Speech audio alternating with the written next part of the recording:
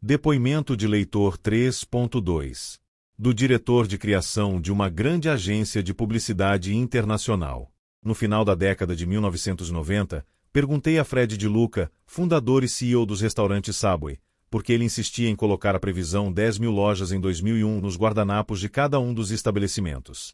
Aquilo não parecia fazer sentido, pois eu sabia que ele estava bem distante de sua meta, que os consumidores não se importavam com seu plano e que seus franqueados estavam profundamente preocupados com a concorrência associada a uma meta como aquela. Sua resposta foi: se eu colocar minhas metas por escrito e torná-las conhecidas pelo mundo, estarei comprometido em alcançá-las. É desnecessário dizer que não apenas alcançou, como a superou. Nota do autor. Em 1º de janeiro de 2008, o Subway possuía mais de 28.000 restaurantes em 86 países. Portanto, como também veremos na próxima sessão, compromissos por escrito e publicamente divulgados podem ser usados não apenas para influenciar os outros, mas para influenciar a nós mesmos. Agora não estou mais intrigado. O propósito por trás do concurso, fazer com que o máximo de pessoas endosse um produto, é o mesmo propósito por trás do concurso de redações políticas, obter apoio. Em ambos os casos, o processo é o mesmo. Os participantes voluntariamente escrevem redações visando prêmios atraentes que têm apenas uma pequena chance de ganhar. Sabem que, para um texto ter qualquer chance de vencer, deve incluir elogios ao produto. Assim fazem um esforço para encontrar aspectos elogiáveis a fim de descrevê-los em suas redações. O resultado são centenas de prisioneiros de guerra na Coreia ou centenas de milhares de consumidores nos Estados Unidos atestando por escrito as vantagens dos produtos e que, portanto, experimentam aquele impulso mágico de acreditarem no que escreveram. Compromissos públicos. Uma razão pela qual os testemunhos escritos são eficazes em provocar uma mudança pessoal genuína é sua facilidade em se tornarem públicos. A experiência dos prisioneiros na Coreia mostrou que os chineses conheciam bem um importante princípio psicológico: compromissos públicos tendem a ser duradouros. Eles constantemente faziam com que as declarações pró-comunistas de seus prisioneiros fossem vistas pelos outros. Elas eram afixadas pelo campo, lidas pelo autor a um grupo de discussão de prisioneiros ou mesmo nas transmissões radiofônicas. Para os chineses, quanto mais público melhor. Por quê? Sempre que alguém assume uma posição diante dos outros, surge um impulso em manter aquela posição para parecer uma pessoa coerente. Tedeschi, Schlenker e Bonoma, 1971, Schlenker et al., 1994. Lembre-se de que no início deste capítulo descreve que ser coerente é um traço de personalidade desejável, que alguém incoerente é considerado inconstante, incerto, complacente, distraído ou instável, e que alguém coerente é visto como racional, seguro, confiável e sensato. Dito isso, não surpreende que as pessoas tentem evitar ao máximo serem consideradas incoerentes. Para salvar as aparências, então, quanto mais pública uma posição, mais relutaremos em mudá-la. Um experimento realizado por dois proeminentes psicólogos sociais, Morton Deut e Harold Gerhard, 1955, oferece uma ilustração de como compromissos públicos podem levar a ações adicionais compatíveis. O procedimento básico foi fazer com que estudantes universitários primeiro estimassem mentalmente o comprimento de linhas que lhes eram mostradas. Nesse ponto, uma amostra dos estudantes tinha que se comprometer publicamente com seus julgamentos iniciais, escrevendo suas estimativas, assinando embaixo e entregando-as ao experimentador. Uma segunda amostra de estudantes também se comprometeu com suas estimativas iniciais, mas em particular, anotando-as numa lousa e em seguida apagando-as antes que qualquer um pudesse ver o que haviam escrito. Um terceiro conjunto de estudantes não se comprometeu com suas estimativas iniciais, mantendo-as apenas em suas cabeças.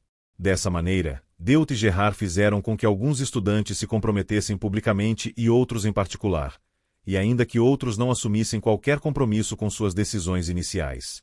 O que Deut e Gerhard queriam descobrir era qual dos três grupos de estudantes estaria mais inclinado a se ater aos seus julgamentos iniciais.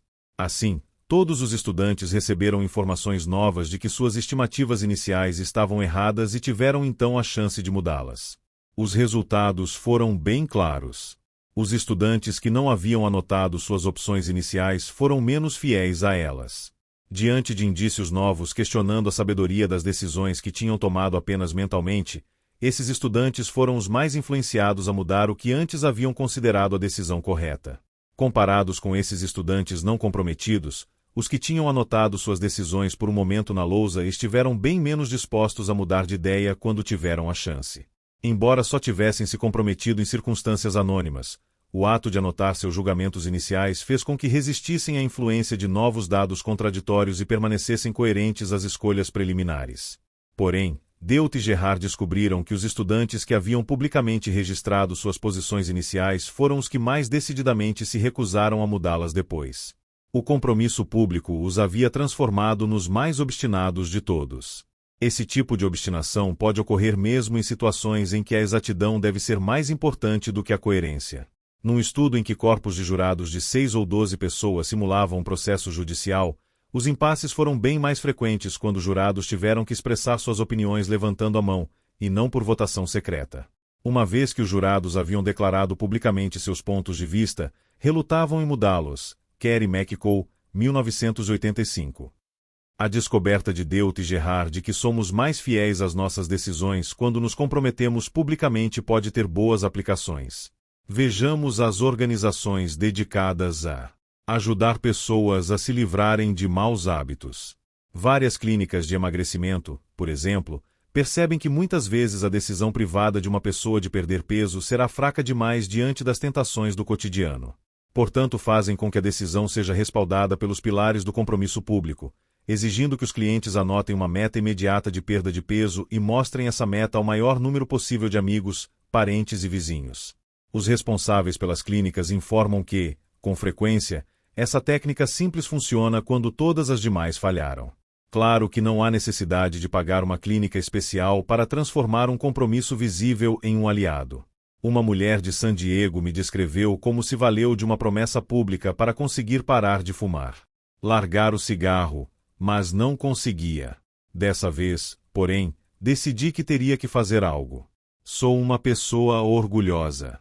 Não gosto que façam uma imagem negativa a meu respeito. Portanto pensei, talvez eu possa explorar meu orgulho para largar esse vício maldito. Fiz então uma lista de todas as pessoas que eu realmente queria que me respeitassem. Depois comprei uns cartões e escrevi no verso de todos eles: prometo a você que nunca mais fumarei outro cigarro. Após uma semana, eu havia entregado ou enviado um cartão a cada um da minha lista. Meu pai, meu irmão no outro lado do país, meu chefe, minha melhor amiga, meu ex-marido, todo mundo menos o meu namorado. Eu era louca por ele e não queria decepcioná-lo. Pensei 2 vezes antes de lhe entregar um cartão, porque sabia que, se não conseguisse manter minha promessa a ele, eu morreria. Porém, um dia no escritório, ele trabalhava no mesmo prédio que eu, simplesmente fui até a mesa dele, entreguei-lhe o cartão e me afastei sem dizer nada. Deixar de fumar o Namahan foi ávido 1000 ocasiões em que quase desisti. Mas sempre que esmorecia, eu imaginava o que todas as pessoas da minha lista pensariam de mim se eu não cumprisse minha palavra. E deu certo, nunca mais pus um cigarro na boca. 2. O esforço a mais. Está provado que, quanto maior o esforço envolvido num compromisso, maior será sua capacidade de influenciar as atitudes da pessoa que o assumiu.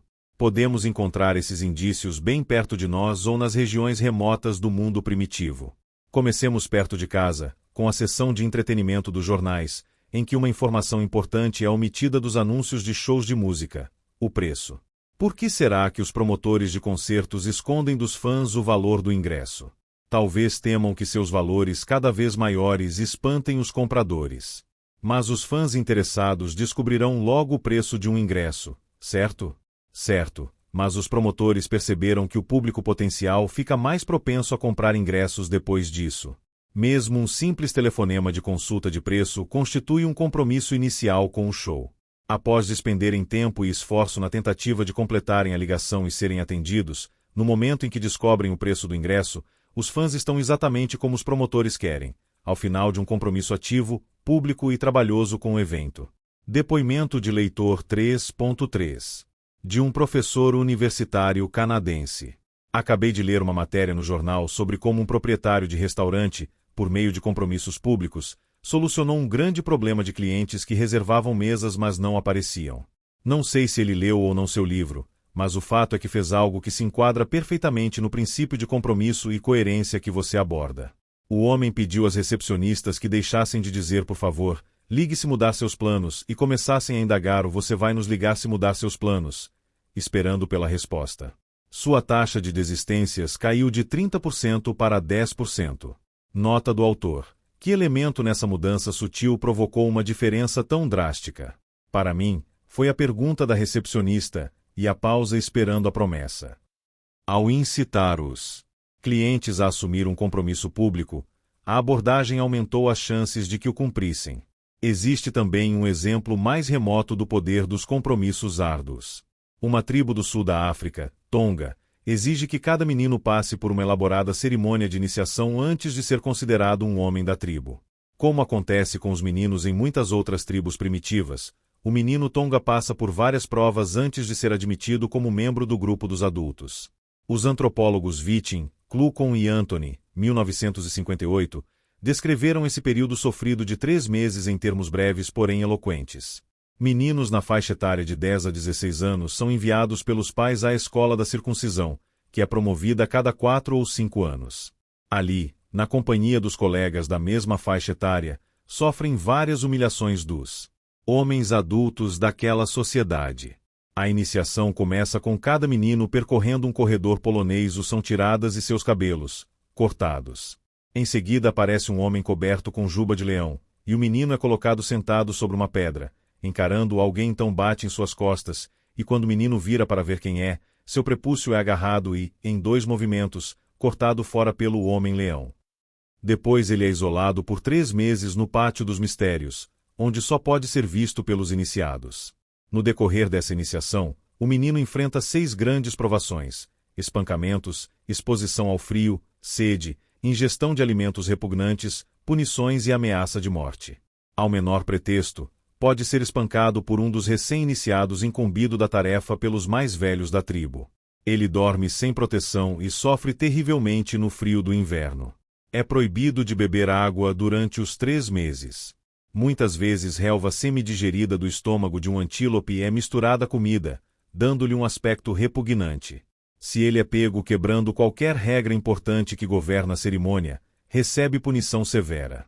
Por exemplo, num dos castigos, varetas são colocadas entre os dedos do transgressor e um homem forte aperta a mão do novato, praticamente esmagando seus dedos. Para que se submeta, assustam-no com relatos de meninos que, por tentarem escapar ou revelarem os segredos a mulheres ou a não iniciados, foram enforcados e tiveram os corpos reduzidos a cinzas. p. 360.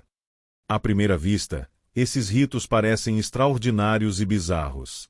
Mas ao mesmo tempo são bastante semelhantes, em princípio e mesmo nos detalhes, às cerimônias de iniciação comuns nas fraternidades acadêmicas americanas. Durante a tradicional Semana Infernal, promovida todo ano nos campi das universidades, os candidatos às fraternidades precisam enfrentar uma série de atividades impostas pelos veteranos para testar os limites de esforço físico, tensão psicológica e constrangimento social. No final da semana, os rapazes que persistiram nos testes são aceitos como membros das fraternidades. Em geral, os únicos sinais deixados pelos trotes são um grande cansaço e um ligeiro abalo, embora às vezes os efeitos negativos sejam mais sérios. Denise Lewis, 2005. O mais interessante é a grande semelhança entre as tarefas específicas da Semana Infernal e os ritos da iniciação tribal. Lembre-se de que os antropólogos identificaram 6 grandes provas a serem suportadas por um iniciado Tonga durante sua permanência no Pátio dos Mistérios. Um exame das reportagens de jornais mostra que cada uma dessas provas também ocorre nos rituais de ingresso nas fraternidades americanas.